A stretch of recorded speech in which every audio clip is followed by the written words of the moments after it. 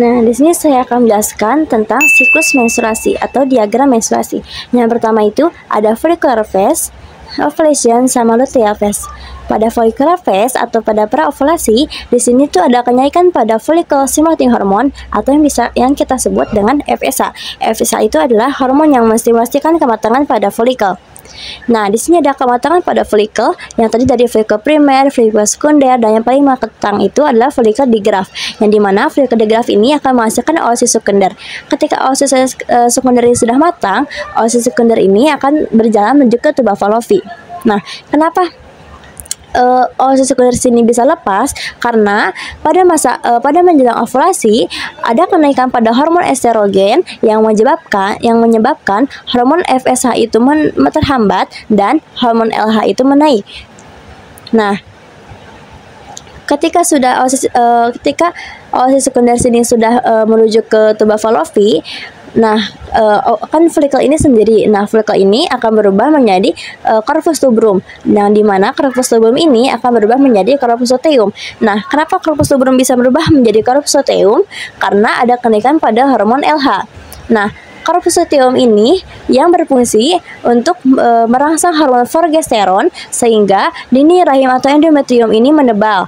Nah, kenapa bisa menebal? Yang dimana nanti menebal ini fungsinya ketika oosit sekunder sini bertemu dengan sperma di tuba Fallopi dan sperma itu akan membuahi oosit sekunder atau ovum. Nah, embrio pada sperma itu akan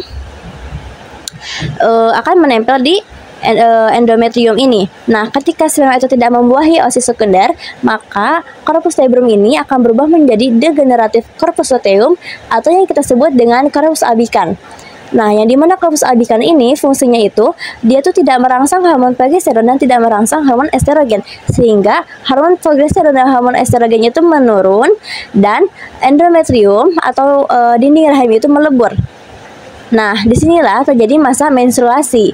Nah, masa menstruasi itu terjadi pada hari pertama hingga hari kelima atau hari pertama hingga hari ketujuh. Jadi adanya menstruasi itu karena corpus albicans ini, karena adanya corpus albicans yang tidak merangsang hormon progesteron dan hormon estrogen, sehingga melebur, menurun dan meleburlah dinding rahim dan jadilah menstruasi.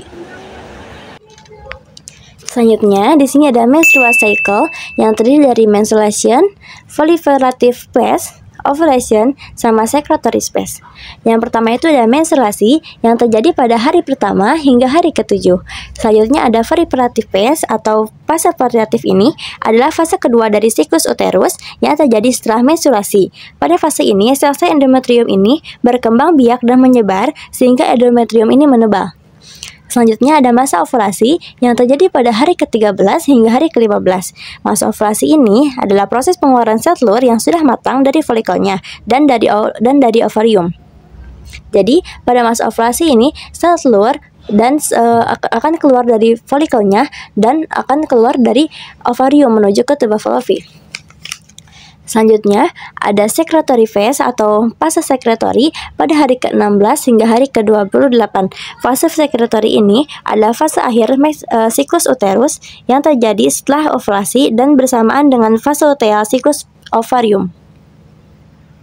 Baiklah, di sini saya akan menjelaskan tentang perkembangan janin dari minggu ke minggu. Pada minggu ketiga, sel telur yang dibuahi itu akan mulai berkembang dan membentuk sebuah kantong yang berisi embrio dan plasenta. Pada minggu keempat, tabung janin sudah dapat berdenyut hingga 65 kali dan janin itu sudah berukuran 0,6 cm. Pada minggu kelima dan keenam, janin sudah mulai berbentuk kepala. Pada minggu ketujuh, janin mulai membentuk tangan dan kaki dan berukuran dua kali lipat dari sebelumnya. Pada minggu ke-8 sampai 10, janin sudah mulai banyak bergerak. Pada minggu ke-11 sampai ke-13, otak janin mulai berkembang dan mulai mengeluarkan urin. Pada minggu ke-14 hingga ke-18, indera perasaannya sudah terbentuk dan janin sudah mulai bisa mendengar. Pada minggu ke-19 hingga ke-22, janin sudah bisa memproduksi kotoran. Pada minggu ke-23 hingga ke-29, bayi sudah mulai tumbuh alis dan tumbuh rambut.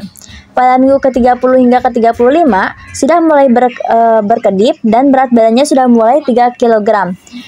Panjangnya itu sudah mulai 48 cm dan sudah mulai mengalami kontraksi pada ibu hamil dan sesak nafas. Pada minggu ke-36 sampai ke-41, janin sudah mulai turun ke area panggul dan sudah siap untuk dilahirkan.